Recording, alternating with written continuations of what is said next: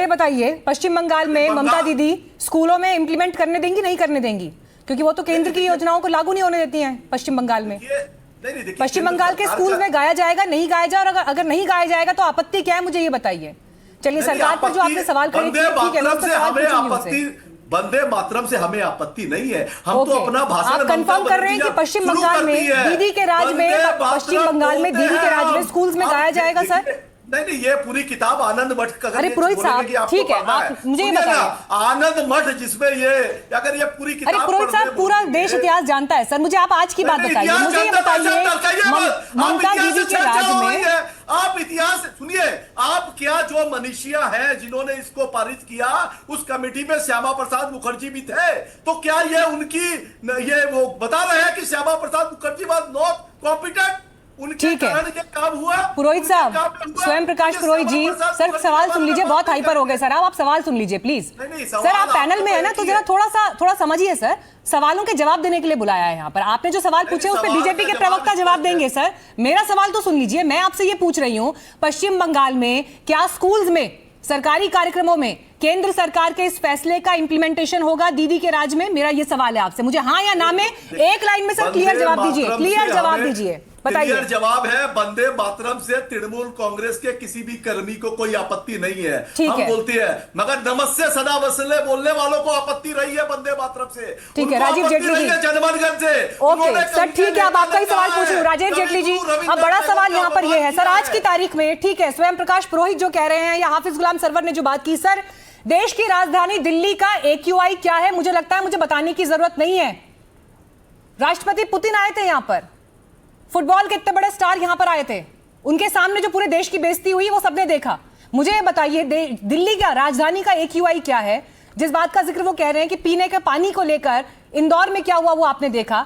ऐसे कम से कम 100 चीजें मैं आपको अभी बता दूंगी। सरकार की प्राथमिकता आज की तारीख में वंदे मातरम 3 मिनट 10 सेकंड का गाया जाए ये है, जबकि ऑलरेडी 2 स्टैंजा गाए जा रहे हैं ना सर हर जगह पर, और हर इंसान गा रहा है, किसी को कोई आपत्ति नहीं है। तो सरकार की प्राथमिकता क्या है? संसद चल नहीं पा रही, मुझे ये बताइए सर। अब नहीं, बहुत अच्छी बात आपने अपनी ही बात में जवाब दे दिया।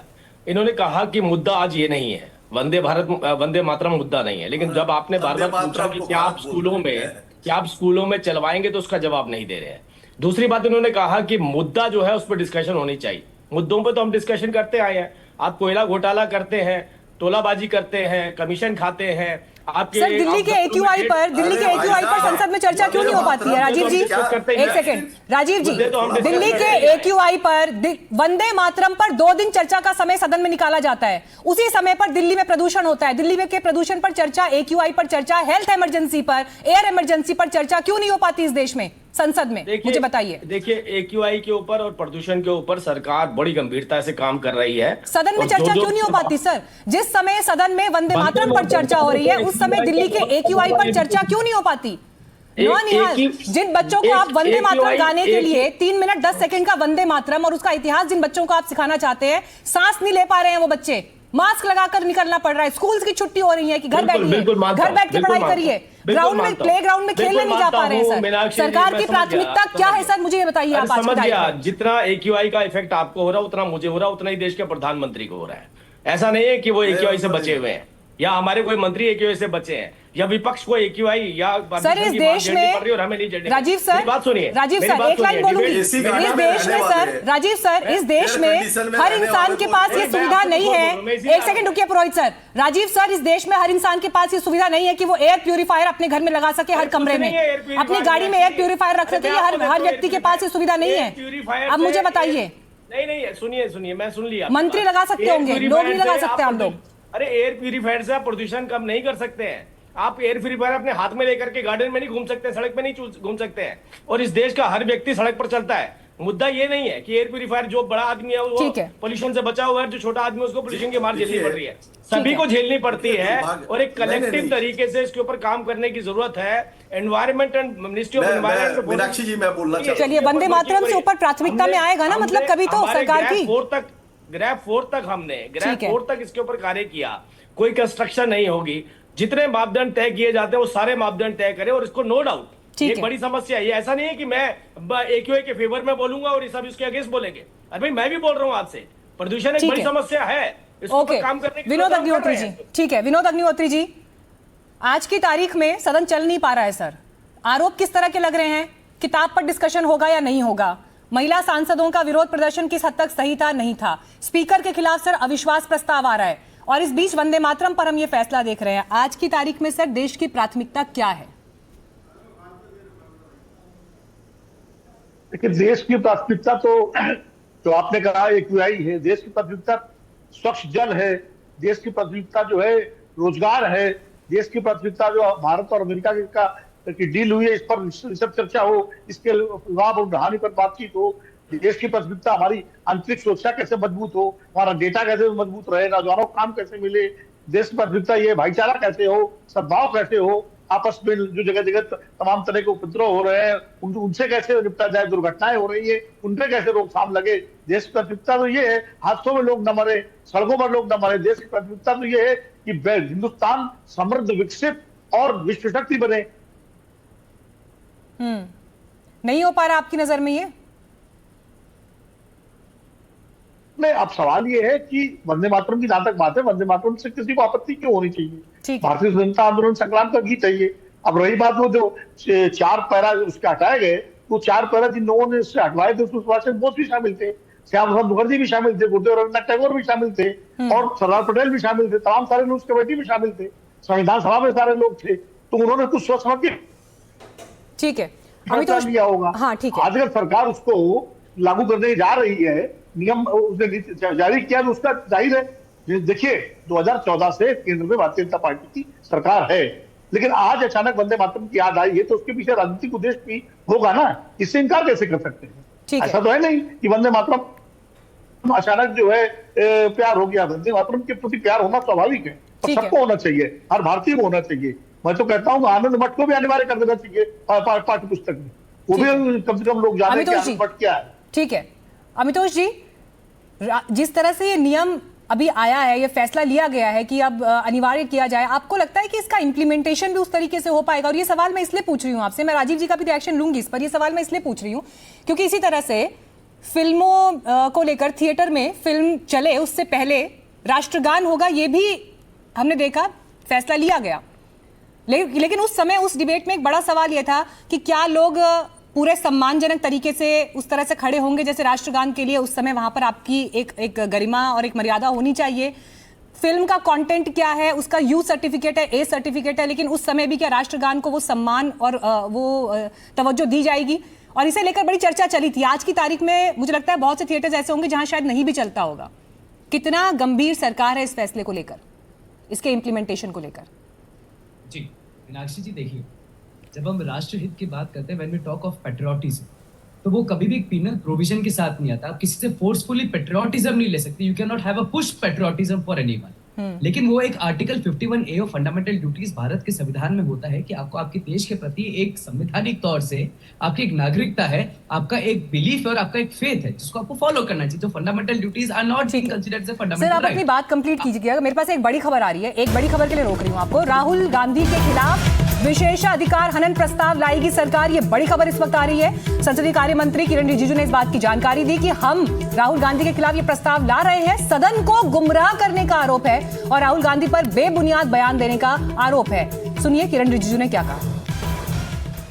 We are going to file a notice, privileged notice, against Sri Rahul Gandhi for misleading the House and also making baseless statement. There is a very clear-cut rules of procedure and conduct of business in the Lok Sabha and Rajya Sabha. When a member intends to make serious charges of allegation against another member, then you have to make a notice and also substantiate the allegation. So I have on the floor of the House requested Sri Rahul Gandhi ji to make necessary authentication of the those points he has made. Number one, Sri Rahul Gandhi has made useless and false allegation against the government, against the Prime Minister, saying that Prime Minister has sold India and Indian interest. On what basis? Secondly, he took the name of the senior minister, Hardeep Singh Puri. He has made a serious allegation against Hardeep Singh Puri without giving any notice. ने सुना यहाँ पर संसदीय कार्य मंत्री ने कहा कि मंत्री हरदीप सिंह पुरी पर जिस तरह के आरोप राहुल गांधी ने लगाए हैं वो बेबुनियाद है, सदन को गुमराह करने का आरोप लगाया और विशेषाधिकार हनन प्रस्ताव राहुल गांधी के खिलाफ सरकार ला सकती है। ये बड़ी खबर इस वक्त आ रही है। एक रिएक्शन फटाफट समीर चौंगावकर जी इस खबर पर मैं आपका चाहती हूँ, उसके बाद फिर मैं अमितोषी के पास जाऊंगी। राहुल गांधी की मुश्किल बढ़ने वाली है सर, विशेषाधिकार हनन प्रस्ताव का मतलब क्या है यहाँ पर?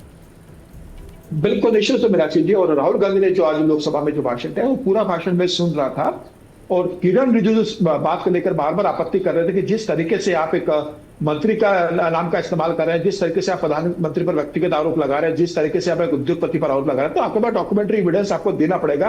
आप तथ्यों से बात कीजिए। राहुल गांधी ने सदन में कहा कि मेरे पास सारे सबूत है और मैं अभी सबूत दे सकता हूं। तो राहुल और जगदम्बिका पाल जो चेयर पर थे, चेयर ने कहा कि भाई आप किसी पे आरोप नहीं लगा सकते, लेकिन राहुल गांधी लगातार आरोप लगाते रहे। और अब जब किरण रिजिजू कह रहे हैं कि भाई विशेषाधिकार हनन का प्रस्ताव लेकर आ रहे हैं, तो राहुल गांधी को अब जो उन्होंने आरोप लगाए हैं उसका डॉक्यूमेंट्री एविडेंस देना पड़ेगा, सबूत पेश करने पड़ेंगे। हरदीप पुरी पर आप इस तरह का आरोप लगा रहे हो मंत्री जी पर, और हरदीप पुरी अभी 4 बजे पत्रकार वार्ता लेने वाले भाजपा मुख्यालय में। मुझे लगता है वो सिलसिलेवार राहुल गांधी के आरोपों का जवाब देंगे। और यह बहुत दुर्भाग्यपूर्ण है कि विपक्ष का नेता राहुल गांधी, जिसका संसदीय जीवन 2 दशक से ज्यादा है, 2004 में सांसद बनते हैं और लगातार संसद में वो इस तरीके से अपमानजनक, आपत्तिजनक और अनर्गल बातें करते हैं। आपके पास डॉक्यूमेंट्स नहीं है, आप मत बोलिए। आप सदन के अंदर ऐसी बात का जिक्र नहीं किया जाता जिसके संदर्भ में आपके पास कोई पुख्ता सबूत नहीं है। राष्ट्रपति के अभिभाषण के ऊपर धन्यवाद प्रस्ताव पर चर्चा हो रही है, बजट पर बोली है। बजट पे आपने जो कहा सरकार उसको सुनने को तैयार है, पूरा सदन सुनेगा, लेकिन किसी बजट के आड़ में किसी के ऊपर व्यक्तिगत हमला कर देना, किसी तरह के आरोप लगा देना, मुझे लगता है ये शोभा नहीं देता। ठीक है, अगर आप ये कह रहे हो तो सरकार इसे गंभीरता से लेंगे। राहुल गांधी को लगता है स्वयं प्रकाश पुरोहित जी, ये बड़ी खबर संसद से आ रही है सर। राहुल गांधी जो विपक्ष के नेता हैं उनके खिलाफ विशेषाधिकार हनन प्रस्ताव सरकार ला रही है। कितनी बड़ी मुश्किल में राहुल गांधी आपको फंसते हुए दिखाई दे रहे हैं, क्योंकि जब स्पीकर के खिलाफ अविश्वास प्रस्ताव आया तो टीएमसी ने उस पर हस्ताक्षर नहीं किए। क्या सोच रही है आपकी टॉप लीडरशिप इस वक्त? देखिए, डरने वाली जनता पर गीदड़ भी शासन कर लेता है। स्पीकर के खिलाफ अविश्वास प्रस्ताव का नोटिस अगर कांग्रेस पार्टी ने दिया तो हम उनके खिलाफ में नहीं थे। हमने कहा था कि नोटिस देने के पहले उनको एक संज्ञान में लेना जरूरी है कि हमारी क्या क्या मांगे हैं। वो लेटर देने की बात हमारे नेता अभिषेक बनर्जी ने की थी।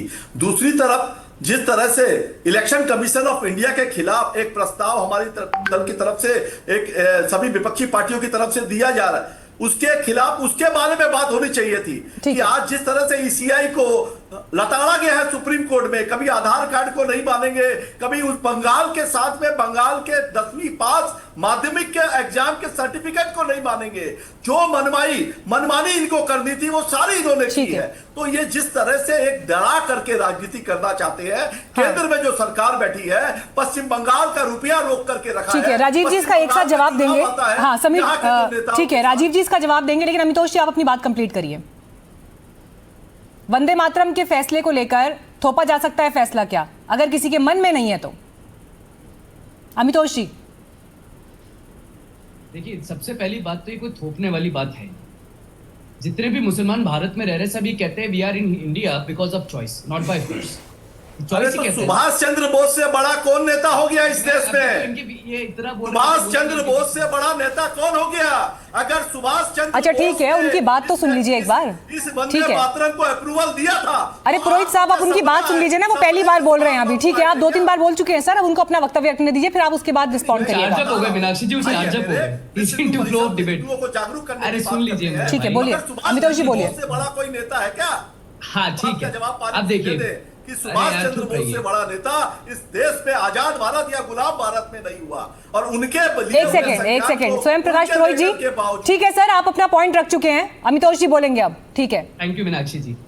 देखिए, भारत के संविधान में फंडामेंटल ड्यूटीज है और वो आर्टिकल 51A की बात करती है। उसमें सबसे क्लॉज बी क्या बोलता है? To cherish and follow the noble ideas which inspired our national struggle for freedom.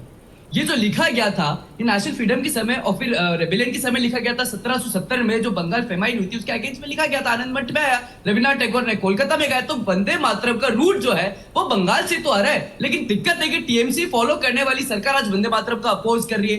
क्या बात है, पॉलिटिक्स है या फिर रिक्वायरमेंट है? There can be no push secularism, there can be no push patriotism. आप भारत में रह रहे क्योंकि वो आपकी चॉइस है। वंदे मातरम कोई आपका हिंदू का गीत नहीं है। Vande Mataram is not a song which is sung by any particular धर्म और religion, it's a national song. लेकिन अमितोष जी, इतिहास में जब इस पर बहस हुई तो देश के उस समय के जो बड़े लीडर्स थे, देश के उस समय की जिनके पास फैसले लेने की शक्ति थी, उन्होंने क्या तय किया कि इस गाने से अगर आजादी की लड़ाई में हिंदू और मुस्लिम में डिवाइड आता है और उससे स्वतंत्रता संग्राम अगर कमजोर पड़ता है तो हमारी प्राथमिकता यह है कि हम उस बाकी के स्टैंजा को हटा दें, लेकिन हिंदू मुसलमान के बीच में डिवाइड नहीं होना चाहिए अगर मुस्लिम भाइयों को गाने में दिक्कत हो रही है। इसी आधार पर डिसीजन लिया गया ना सर, वो फैसला हुआ। अब हम देख रहे हैं कि अब जब सरकार कह रही है कि आप इसे 3 मिनट 10 सेकंड का गाइए, हम देख रहे हैं बंगाल में चुनाव है आगे, और इसे लेकर अभी तो मुस्लिम समाज की प्रतिक्रियाएं जब और एग्रेसिव वे में आएंगी सर, तो उसके बाद डिसीजन क्या होगा? डिवाइड तो फिर दिखाई देगा ना, बदला क्या है? मैं जवाब देता हूँ। वंदे मातरम का सबसे पहला अपोज वो तब नहीं हुआ जब उसको गाया गया कोलकाता में, रविन्द्रनाथ टैगोर के द्वारा उसको गाया गया, वो भी कांग्रेस सेशन ही था। बंगाल का इसका वंदे मातरम का सबसे पहला अपोज 1909 में और फिर बाद में मोहम्मद अली जिन्ना, उससे पहले उसका अपोज नहीं था। That means it's